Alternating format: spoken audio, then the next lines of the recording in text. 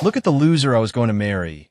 Thank God I left him, my ex said, laughing with her friends. But just then, her husband showed up and said to me, "Boss, I wasn't expecting to see you here. How can I help you?" I smiled and said, "Peter, please tell your wife who I am." And now, my ex is begging me to marry her. My name is Michael, and if you'd met me 5 years ago, you wouldn't have bet a dime on me. I was a simple guy, the kind who gets up early, puts on a worn-out uniform, and heads to work without complaining. I delivered packages all over the city, pedaling under the sun or rain, with sweat plastered to my forehead and hands full of calluses.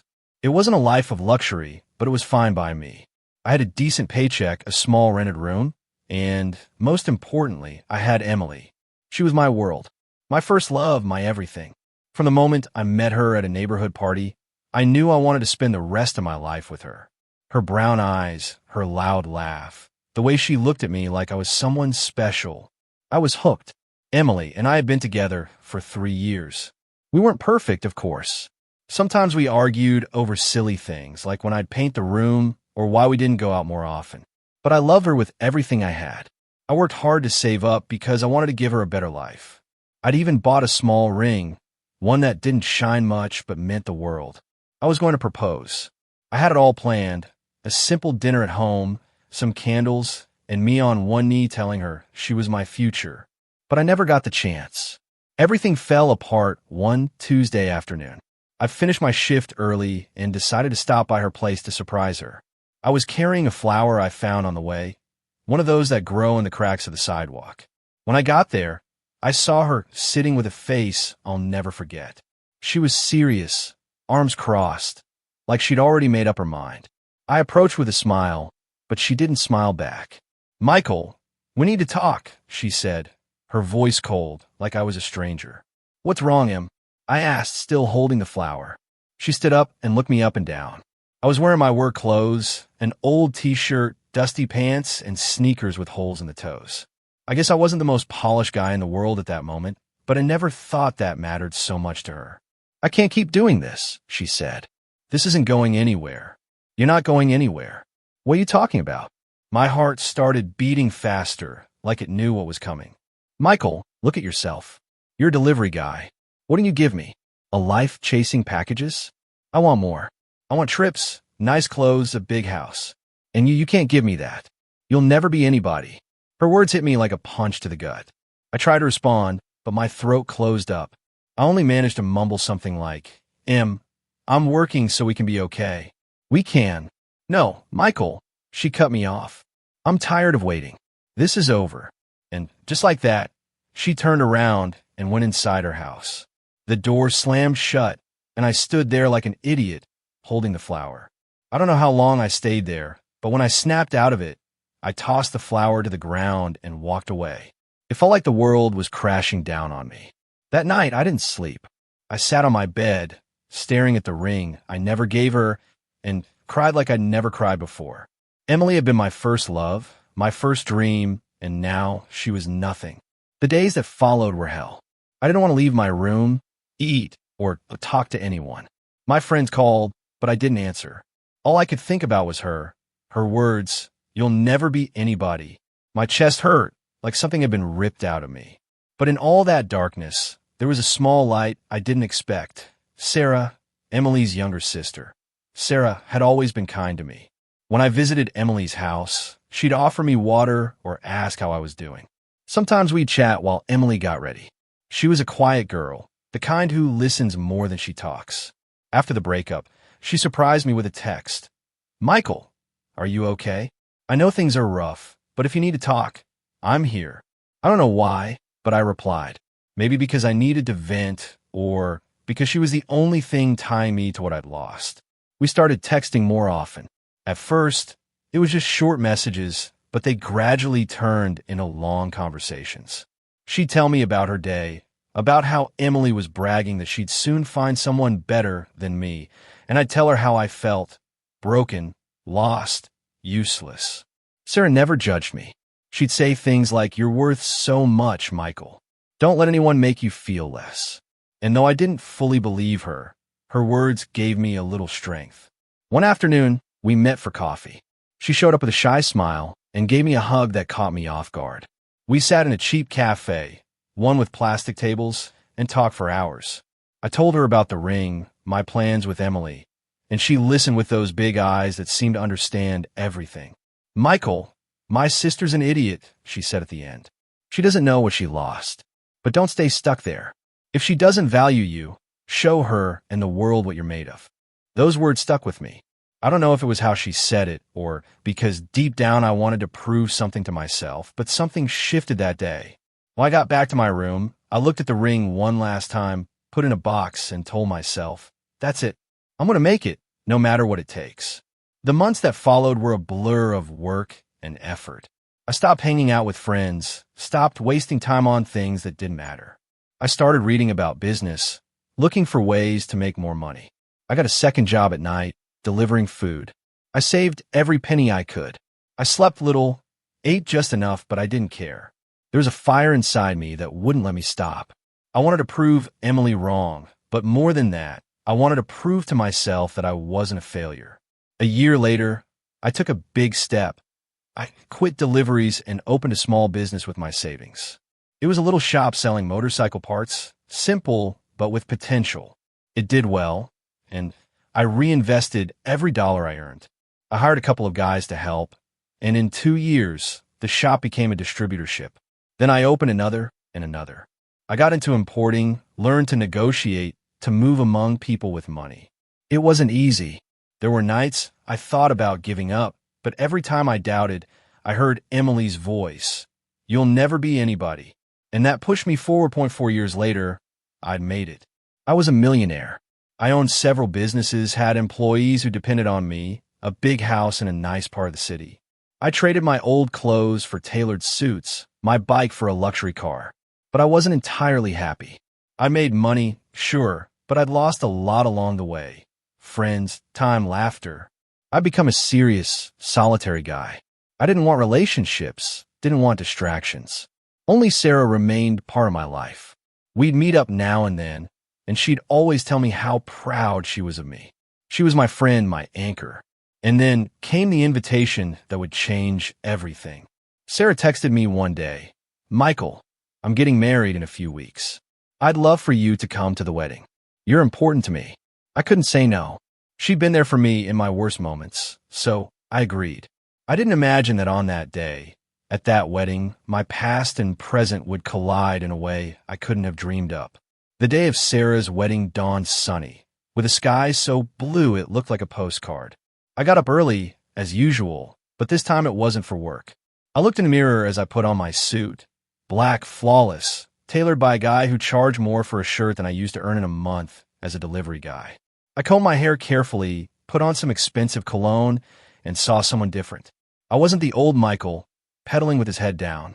I was someone new, someone who'd built something big with his own hands. And today, for the first time in a long time, I was going to let the world see it. Sarah had told me the wedding would be in a fancy venue, one of those places with crystal chandeliers and bow-tied waiters. It didn't surprise me. Her fiancé, a guy named Andrew, was an accountant from a family with some money. They weren't millionaires like me, but they had class.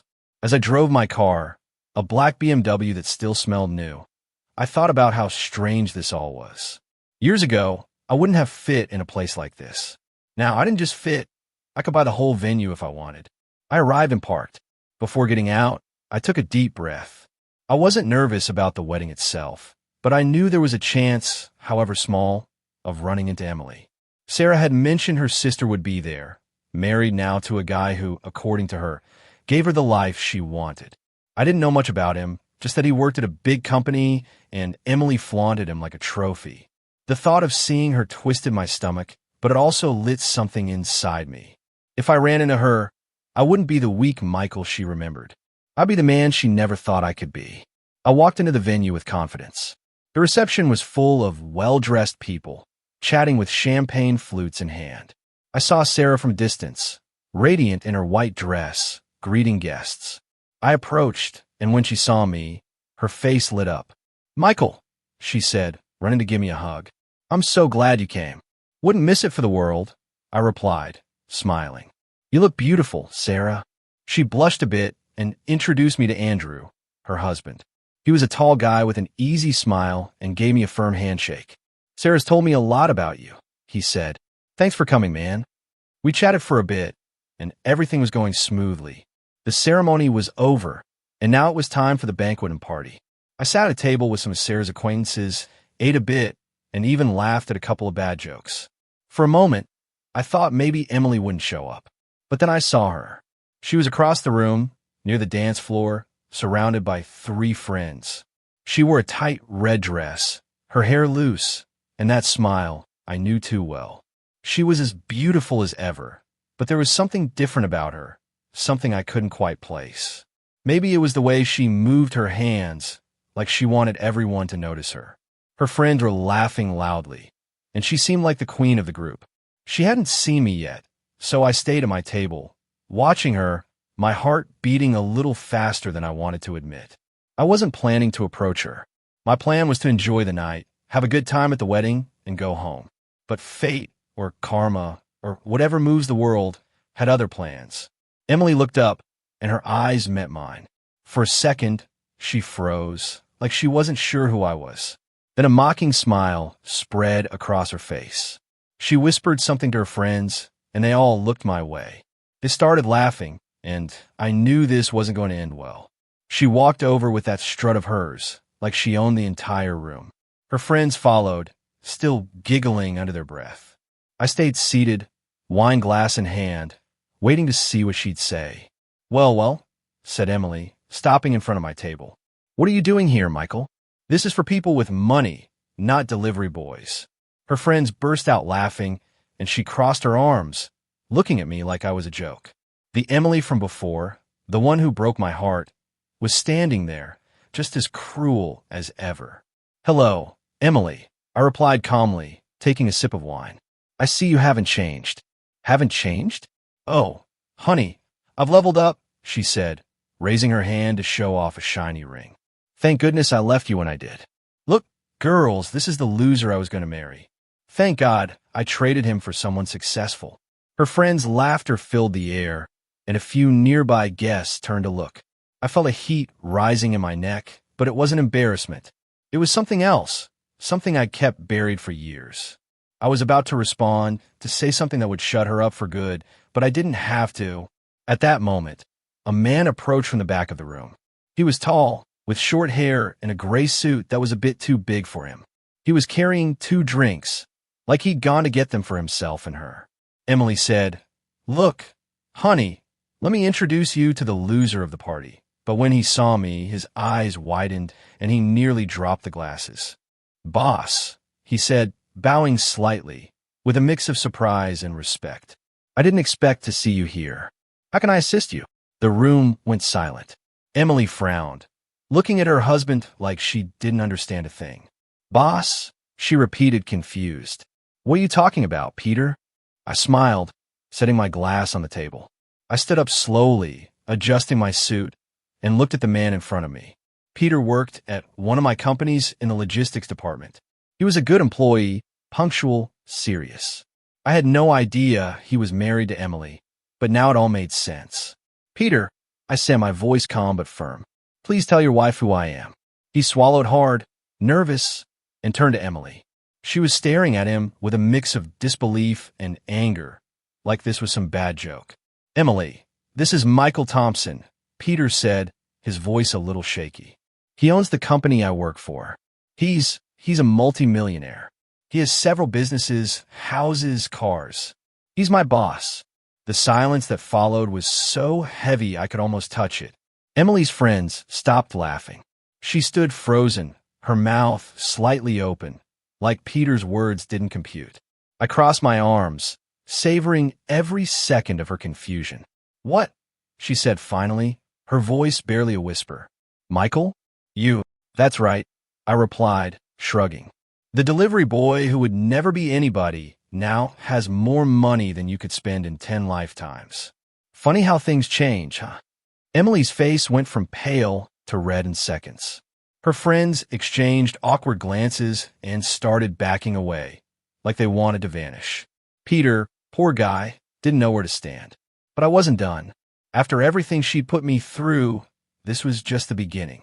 I thought you'd leveled up, Emily, I said, gesturing toward Peter.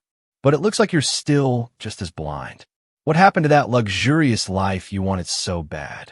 Because from what I see, Peter's a good guy, but he's not giving you castles or yachts. She opened her mouth to respond, but nothing came out. She was trapped, and she knew it. Then, to my surprise, she switched tactics. She took a step closer, flashing that flirty smile she used to use when she wanted something from me years ago. Michael, don't be like that, she said, lowering her voice like we were alone. Look at everything you've accomplished. You're incredible. I always knew you had potential, you know? Maybe I made a mistake. A mistake, I repeated, chuckling. No, Emily. The mistake was mine for thinking you were worth it. Her eyes widened, and she took another step toward me, completely ignoring Peter, who stood beside her looking lost. Don't say that, she pressed, placing a hand on my arm. We can start over. You and me, like before. Imagine what we could be together now, with everything you have. I gently but firmly brushed her off, looking her straight in the eyes. Start over, I said, raising my voice so everyone could hear. With you? No, thanks. I'd rather burn my money than spend it on someone who called me a loser and tossed me out like trash. You wanted luxury, didn't you? Well, keep dreaming, because you won't see a cent from me. The murmurs grew around us. People were starting to gather, drawn by the drama. Emily realized everyone was watching, and her face turned even redder. She tried to keep her composure, but it was too late. Michael, please. She started, but I cut her off. Enjoy your life, Emily, I said, turning my back. And tell your friends the loser says hi. Peter, see you at the office on Monday. I walked away calmly, feeling her eyes boring into my back.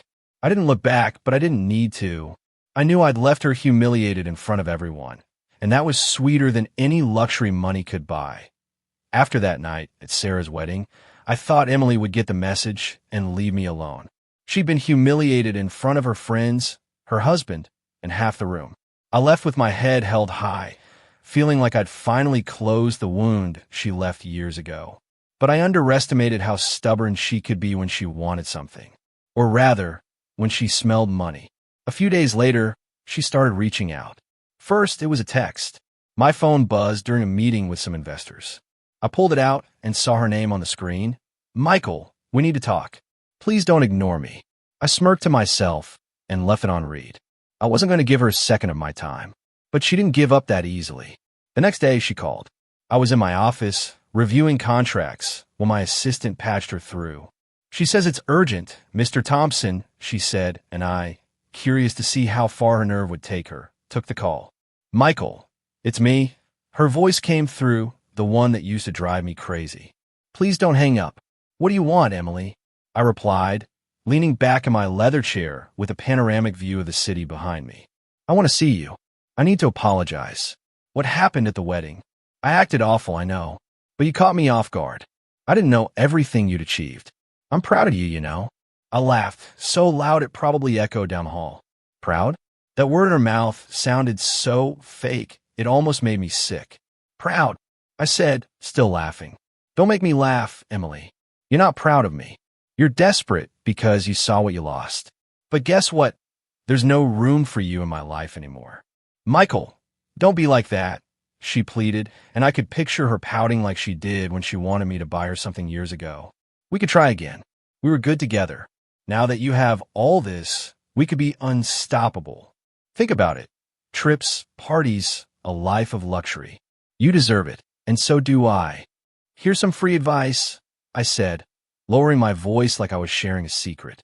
Find a mirror and ask the Emily from 4 years ago what she thought of me. Because that's the one who matters. That's the one who said I'd never be anybody. And that's the one who ended up with nothing. I hung up without waiting for her response. It felt good, like every word was another nail in the coffin of what I once felt for her. But Emily wasn't one to give up easily, and I confirmed that a week later. I was leaving one of my companies, a glass and steel building I'd bought last year, when I saw her standing by my car. She was wearing a short dress, her hair perfectly styled, and a smile that looked rehearsed. I stopped in my tracks, adjusting my suit jacket. What are you doing here? I asked, not moving. I came to see you, Michael, she said, walking toward me with that stride she used to impress. I can't stop thinking about you, about what we had. I was a fool, I admit it. But look at me now. I'm here, willing to do anything for you. I looked her up and down and couldn't help but laugh. She was so pathetic, it almost made me feel sorry for her. Almost. Willing to do anything. I repeated, crossing my arms.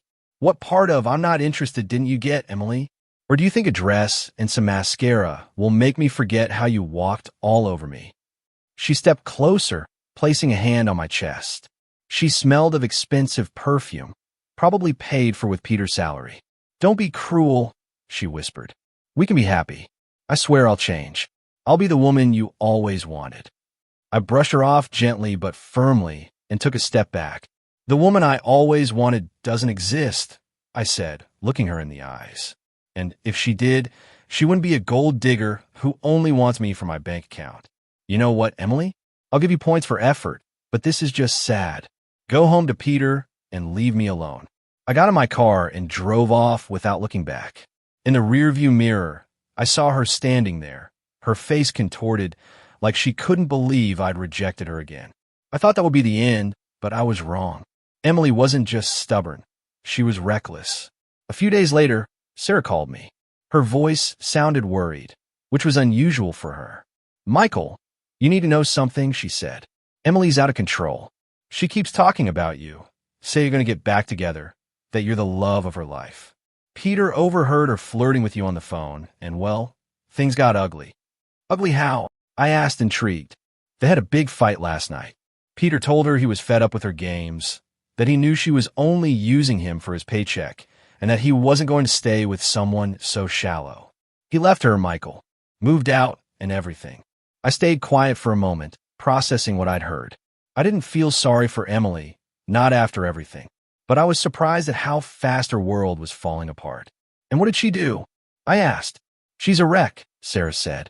She called me crying, saying she lost everything. That Peter was her stability, and without him, she has nothing. Her friends ditched her after the wedding, and now she's got no money and no one to support her. She asked me to talk to you, to convince you to give her a chance. Seriously? I said, laughing. And what did you tell her? I told her the truth, Sarah replied, her tone firm. That you're my friend, not her toy. That you deserve better than her fake tears. She got mad and hung up. I don't think she's speaking to me anymore, but I don't care. You're worth more than that, Michael. I smiled into the phone. Sarah had always been like that.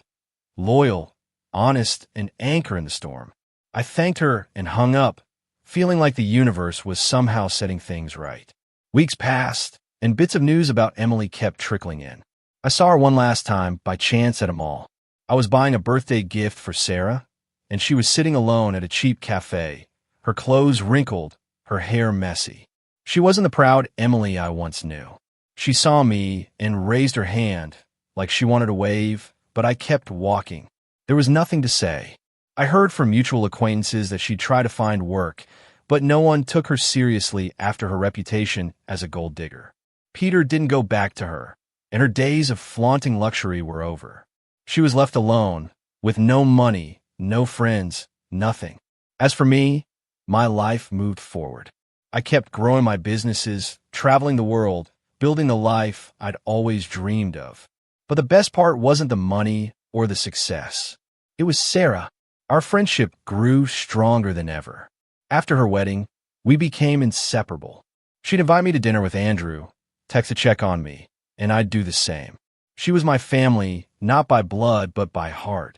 One day, as we sat having coffee at her place, she looked at me with that calm smile she always had. You know, Michael, she said, everything you went through was worth it. Not just for what you've achieved, but for who you are now. I'm proud of you. And I'm proud of you, Sarah. I replied, raising my mug. Thanks for never letting go of me. We clinked our coffee mugs, and I knew that, no matter what happened, I'd always have someone worth more than all the gold in the world. Emily could keep her broken dreams. I'd already found my true treasure. And so, as the sun set outside, I closed that chapter of my life for good. Subscribe for more daily stories.